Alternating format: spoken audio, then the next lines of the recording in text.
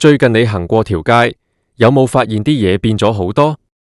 以前行兩步就有一間嘅大昌食品專門店，突然之間喺2024年3月宣布全線執笠，轉個頭陪咗香港人38年嘅舒適寶 Physical， 又係話執就執，雖然話係暫時結業，但大家心照啦。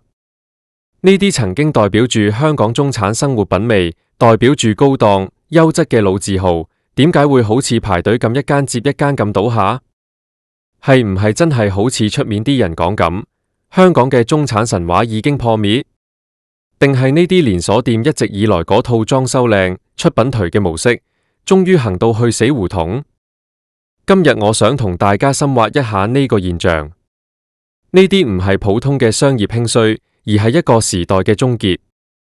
我哋由大昌講起，大昌對於好多香港人，尤其係住喺屋邨或者私人屋苑嘅中產家庭嚟講，係一個好特別嘅存在。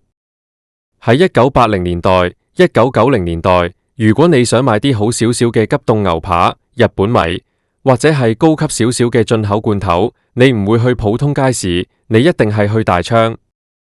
嗰陣時大昌俾人嘅感覺係穩陣，雖然貴少少，但品質有保證。但係你睇返呢10幾年，大昌發生咗咩事？入到去，裝修依然係嗰隻幾十年如一日嘅感覺，或者係嗰種想扮高級但又唔湯唔水嘅格調。而最重要嘅係，佢啲出品越嚟越頹。你以為係專門店，點知入到去發現啲嘢同普通超市冇分別，甚至款式仲少過人。面對住彈件呢類日本超市嘅衝擊，人哋賣嘅係一種體驗，一種新鮮感。大昌仲係賣緊嗰塊凍冰冰、包裝得好老土嘅急凍肉。再講舒適寶，呢單嘢仲震撼。2024年9月佢宣布結業嘅時候，我諗好多人都係一邊鬧一邊心酸。舒適寶係香港健身界嘅鼻祖，全盛時期有成20幾間分店，請埋晒啲天王巨星做代言人。郭富城句心郁郁，不如行動講咗幾多年。嗰陣時喺舒適寶做會員係一種身份象徵。你諗下，喺中環、銅鑼灣嗰啲靚寫字樓、靚商場，裝修到金碧輝煌，幾千尺甚至幾萬尺嘅場地，嗰種氣派真係贏晒。但係呢種靚裝修背後，係唔係真係有等價嘅服務？如果你去過舒適寶，你一定感受過嗰種恐嚇式銷售。啲健身教練 PT 唔係教你點樣健身，而係教你點樣簽單。好多時你喺度跑緊步，佢就過嚟同你講，你個膝頭好傷喎，唔跟我就快斷架啦。呢種營銷模式其實就係裝修靚、出品頹嘅極致表現。佢哋投放大量金錢喺鋪位、喺裝修、喺廣告。但係最核心嘅產品，即係服務同教學品質，就頹到不得了。教練質素良莠不齊，器材壞咗幾個月都冇人整，桑拿防震味重到令人窒息。呢種靠不斷吸納新會員入會，收幾萬甚至10幾萬預繳費用嚟維持現金流嘅龐氏騙局式營運，喺經濟好嘅時候仲可以玩落去，一旦經濟轉差或者消費者變聰明咗，成個神話就會即刻爆。呢度就引申到一個好核心嘅問題，點解香港嘅中產神話好似一夕之間崩塌？以前我哋覺得只要肯努力，做個專業人士、行政人員就可以生活無憂，去大昌買下餸，去舒適寶做下 gym，去高級連鎖店食下嘢，呢種生活方式係可以維持一世嘅。但係現實話俾我哋聽，呢套連鎖店邏輯已經唔 work。首先係成本嘅壓力。香港嘅租金係全世界數一數二貴，呢啲大型連鎖店為咗維持嗰個所謂嘅面子，一定要開喺旺區，一定要大。你想下，一間過萬尺嘅 gym，一個月租金要幾多錢？可能係幾百萬。當租金吞噬咗大部分利潤嘅時候，老細可以點做？一係就加價，一係就減省成本。大昌就係典型嘅減省成本。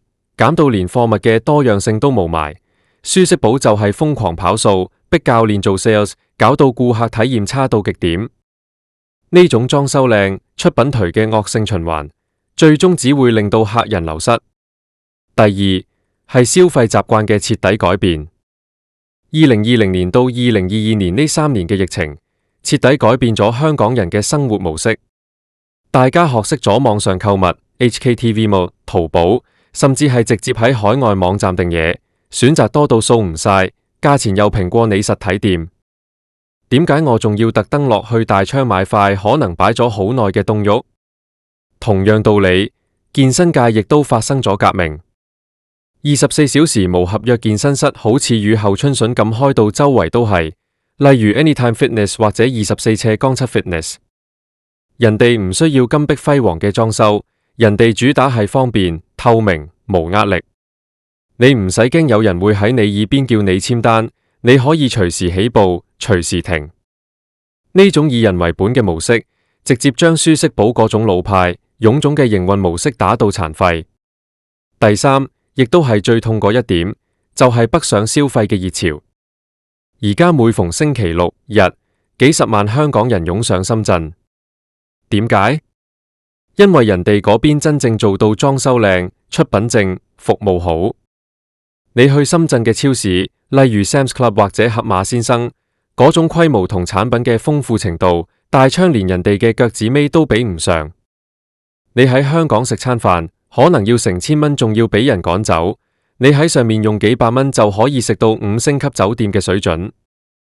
當香港嘅中產發現，原來佢哋辛苦賺返嚟嘅錢，喺香港只可以換到頹嘅出品，而喺隔籬個城鎮可以換到尊嚴同享受嘅時候，佢哋會點揀？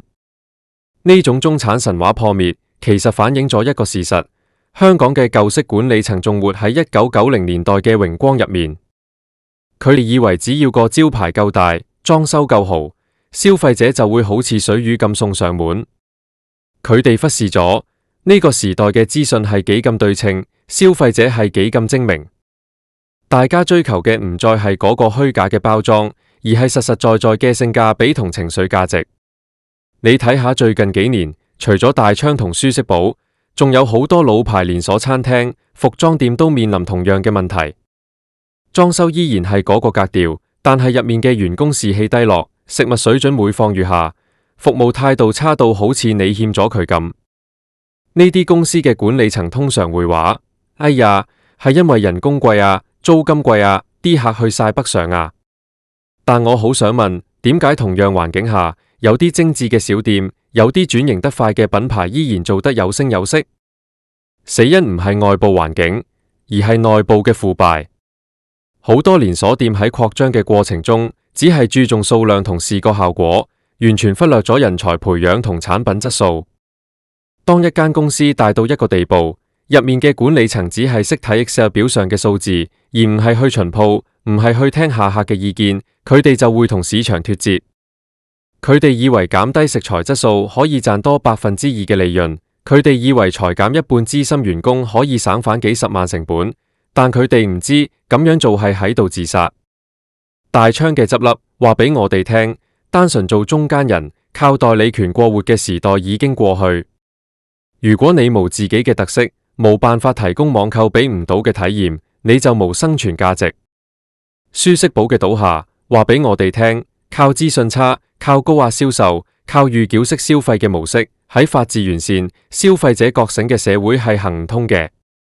我哋成日話中產神話破滅，其實破滅嘅唔係中產呢個階級，而係嗰種唔使與時並進，單靠老本就可以安穩過活嘅幻象。